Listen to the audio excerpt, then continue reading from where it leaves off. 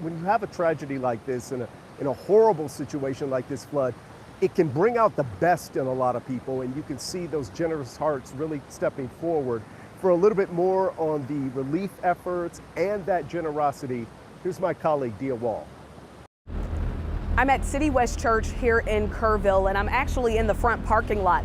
And they didn't host worship services over the weekend. Instead, they opened their doors for volunteers who are helping in the response to the disastrous flooding here in Kerr County. And as you can see, we've got the Salvation Army here on site. They've been meeting with folks from the community, getting them resources and the support they need. And there's also a nonprofit here called Mercy Chefs.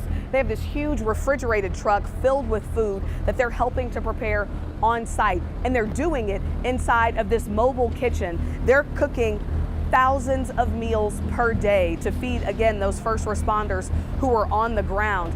And it takes a ton of volunteers to make this happen.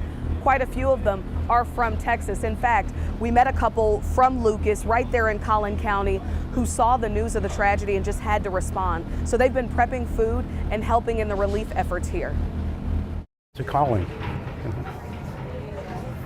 and we feel for each person that we're feeding, because they've had loss, and big loss.